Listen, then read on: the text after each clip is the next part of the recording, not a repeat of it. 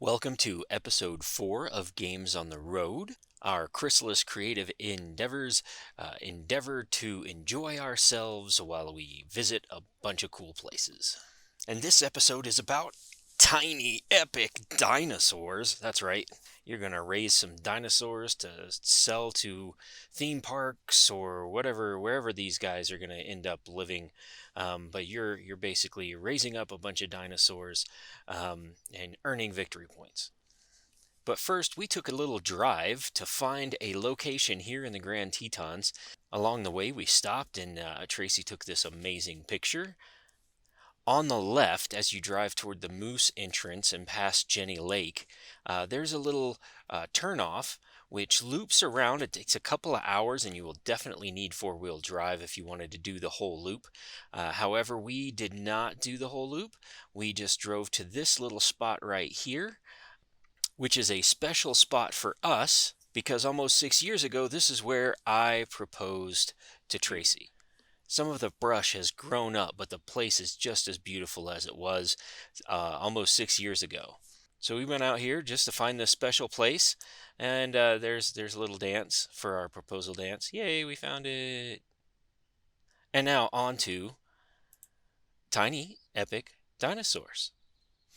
This is Tiny Epic Dinosaurs in a nutshell, and this is not going to be a tutorial absolutely for this game. There's a lot going on, and I just want to give you a feel for what the game's about before I get into rating it.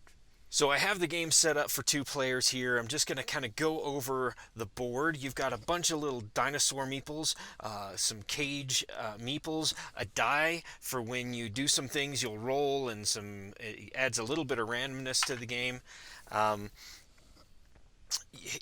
Each player has a player mat where they can track how much meat they have, how much plant food they have, and how many resource crates they have, and that helps you do different things. You also have a couple of meeples that you are doing placement out here. So this is a worker placement slash dinosaur ranging game. So as you place something, like for here, I would get one of these dinosaurs and I could place it somewhere where there's a space on my dinosaur range. The dinosaur range, you use these little fence tokens or gate tokens so that you can keep them separated so that they don't eat one another nor escape. So that's this part of the board. This part of the board is just the places you can place your people to do different things. You win the game by having most victory points, and one of the ways to score victory points is to either do private contracts or public contracts. Like so, if you had these dinosaurs, you could turn them in and get 12 victory points. There's also research cards that you can get, which change the game up a little bit. So basically, that's it in a nutshell. It's a worker placement game and dinosaur ranging game where you're trying to breed dinosaurs and fulfill contracts and do research about having your own dinosaur park, basically. And that's it in a nutshell. All right, let's talk ratings for Tiny Epic Dinosaurs. So first, let's talk cargo space. This thing is tiny. All of this stuff fits in this tiny little box for a great worker placement game. So that, to me, that's 2 thumbs up, getting all that stuff in the box. However, table space, there are cards, these tarot, I guess they're larger than tarot size cards that become the board, and there's multiple of those being spread out to make the board. Although it all fits in this box and it's easy to carry with you, it takes up a lot of space on the table to get all of these things out there, and then more cards for public contracts and whatnot. So on this one, I gave it a thumbs down. For Time to Learn, I gave it a thumbs down. I think that it's a great game. I love worker placement games, and building your little dino ranch is awesome. But you're not going to pull it out of your car and teach some people you just met at a campsite how to play Tiny Epic Dinosaurs without having some sort of commitment to it. But for a two-player game where it's, you want to take it with you, you're both gamers, I would say go for it, but it does take a little while to learn. Maybe watch a tutorial or something before you leave so that you have a good idea of how to play it. So for setup time, also a thumbs down. This takes a while to get everything set up. You've got tons of little dinos to pull and sort. I would suggest, again, this takes some prep before leaving the house. Get little bags for each type of dinosaur. Split them up. Make sure that they're all separated so that if you want to play the game, you're not sorting a bunch of dinosaurs out so that you have the different types. I do like the shapes, being a little colorblind myself, so that I can see the shape is different than the color.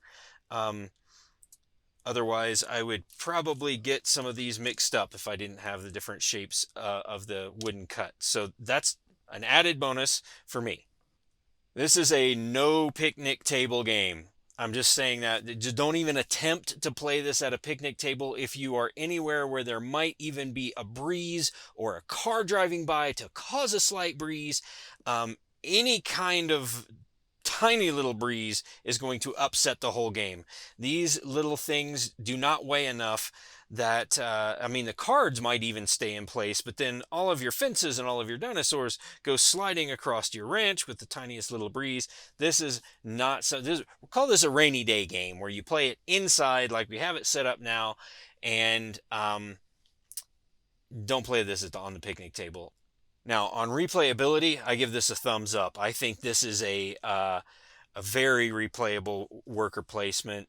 There's contracts and things you're trying to get. Plus, it is fun to raise a little ranch of dinosaurs and keep them separated so they don't eat each other. I really enjoy the game. I don't know, as far as if you have a limited space, this may not be one you take on a camping trip, especially because unless you have somewhere to play it inside a camper or something like that. As a two-player game, I think it's great. You don't get locked out of certain spaces because you have a bigger meeple and a smaller meeple, and you can use your bigger meeple to play where somebody else has played. So I think as a two-player game, it's really well done. Overall, I'm going to give this a wavy hand of indifference. I think this would be a great game to take with you on the road if you're going to a cabin or a VRBO or someplace where you have space.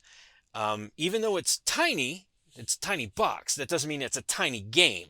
I think that's the purpose behind these tiny epics, is that they're a small box game that turns into this big table experience. And unless you have a big table inside, safe from the elements and safe from trying to scoot around in a tiny camper and bumping things, I think that you're going to have problems with this one. So, wavy hand. However, I really like this game, and I will probably take it with me and just deal with any bumping of tables and deal with it because I really like the game.